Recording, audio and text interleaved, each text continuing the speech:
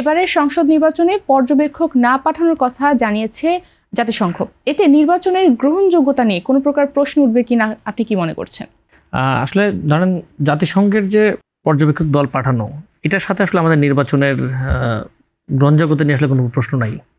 আমাদের নির্বাচন যদি সুষ্ঠু হয়, সুন্দর হয়, যদি অংশগ্রহণ অবাধ, সুষ্ঠু এবং অংশগ্রহণমূলক হয়, সকল দল মতের লোকজন যদি এখানে ভোট দিতে আসে, যেটা আমরা বিগত কয়েক নির্বাচনে দেখছি যে 5%, 8%-এর উপর লোকজন যাচ্ছে না ভোট কেন্দ্রে, তো সেটাকে ছাপিয়ে যদি এবার আমরা একটা বড় অংশের যদি অংশগ্রহণ দেখি 70%, 80%, তাহলে এটা খুব সহজে প্রতীয়মান হবে যে নির্বাচন নিয়ে কোনো গ্রহণযোগ্যতার কোনো অভাব নেই আর কি।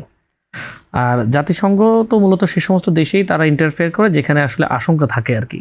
তো জাতিসংঘ যদি মনে করে যে তার নিরাপত্তা পরিষদের ম্যান্ডেট ছাড়া আমাদের দেশে পর্যবেক্ষক পাঠাবে না, আবার নির্বাচনকে নিয়ে যদি তাদের এর বাইরে কোনো অবজেকশনও না থাকে, তাহলে এটা বোঝা যায় যে না, এখন দেশে একটা নির্বাচনের সুষ্ঠু পরিবেশ আছে, এটি প্রতীয়মান হবে আর কি।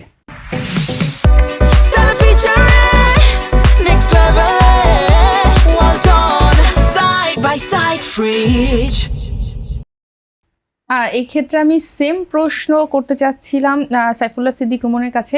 আপনার কি একইভাবে মনে হয় যে জাতিসংঘের নির্বাচন পর্যবেক্ষক না আসলে এটা আসলে কোনো প্রকার প্রভাব পড়বে না বা গ্রহণযোগ্যতা নিয়ে প্রশ্ন উঠবে না?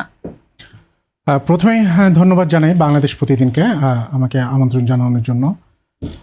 আজকের এটা একটা বড় নিউজ যে জাতিসংঘ আমাদের এখানে নির্বাচন পর্যবেক্ষক পাঠাচ্ছে না। তো জাতিসংঘ একটা অর্গানাইজেশন, ইন্ডিপেন্ডেন্ট অর্গানাইজেশন, তাদের কিছু পদ্ধতিগত জায়গা আছে, তারা সেই জায়গা থেকে নানা রকম সিদ্ধান্ত নিয়ে থাকে।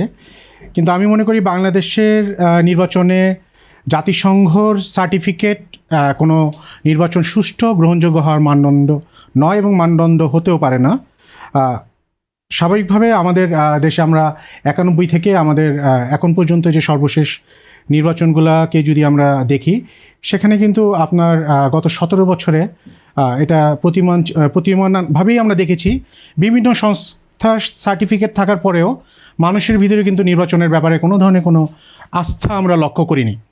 এবং একদম আপনি যদি গ্রাম অঞ্চলের, প্রত্যন্ত অঞ্চলের একজন কৃষক থেকে শুরু করে ঢাকার আরবান মডার্ন সোসাইটির একজন ইন্টেলেকচুয়াল পর্যন্ত আপনি দেখবেন যে গত 17 বছরে কিন্তু বাংলাদেশের নির্বাচন সম্পর্কে কখনোই তারা সেই আস্থার জায়গায় পৌঁছাতে পারেনি।